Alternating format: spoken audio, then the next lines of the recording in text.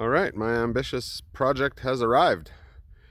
I just purchased this Winnebago.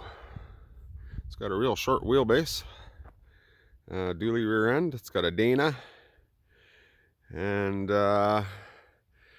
it has a 440 727 transmission. It has disc brakes in the front and a straight axle, which is good because I'm going to take this complete body off of here and I will show you what's going to happen. Then I also have this old fella, 1954 Dodge, job rated. It's an old Esso oil field truck. You can see that. A little bit rough inside, but interior's usually easy and fun to do. So I'm going to take the motorhome off of there and I am going to put this 54 onto that motorhome chassis.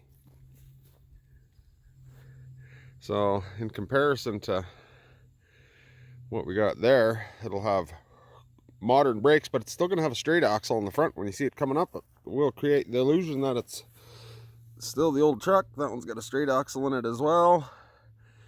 And if we look at this grill, which is missing, I can pull that dent out pretty easily.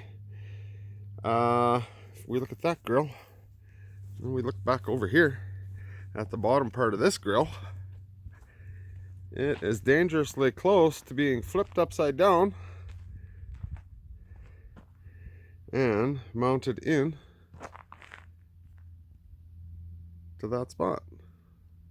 So that's the plan. I'm going to document everything I'm doing here, and hopefully I end up with a good running old 54 Dodge sitting on a 1-ton chassis with a Dodge big block, and I'm going to make it do some work and enjoy. I enjoy driving the old stuff. So yeah, very ambitious though. This is going to be a ton of work. I'll document the whole ordeal as it takes place. All right. All right, just going to utilize some parts from this old Winnebago. Here is one of the headlight rings. And this is the front end off of my 1950 Willys. And I always needed headlight rings. I couldn't find them. And these fit perfect. So that's a good thing. All right, I've removed the grill, the lower part of the grill off this majestic beast.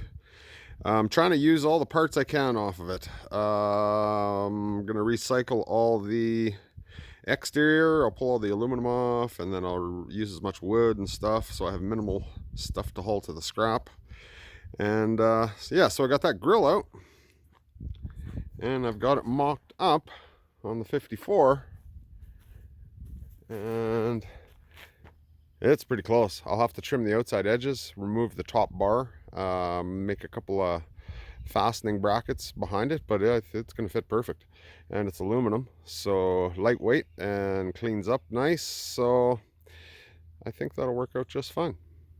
So I'm going to give you the tour of the inside of this, if anybody's wondering why I'm not saving it and making it back into a motorhome. The cat is ready to make sure there's no mice left in there. She does a wonderful job of being a mouser. So let's take a tour of this beauty.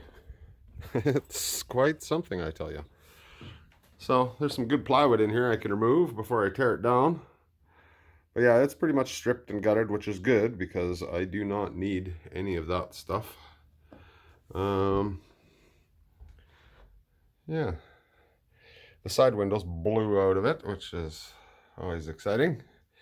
Yeah, so I will probably be able to use the shifter somehow. It's kind of a neat shifter setup. Possibly the steering column. The steering box may give me some grief, but nothing we can't weld our way out of. And dual snorkel air cleaner because it's a 70 big block. And I got some batteries charging right now. I'm going to remove the fuel line and make sure it doesn't suck up any old crappy fuel, and Yeah, it is a 1973 Dodge 440. I checked all the numbers on it. The oil's clean. It turns over. I can turn it by hand. So I'll do another little video and we'll fire this thing up, make sure it runs and it's worthy of what we need it to do. And yeah, these are quite the old RVs. If anybody needs any parts, I'm going to be kind of anything that's worthwhile, I'm just going to be taking off and I'll be listing it and just trying to sell it to somebody that needs it. And yeah, so I got a bunch of stuff to do. I will end this video here and stay tuned. We're going to fire this thing up. And when we get it running, you never know what happens.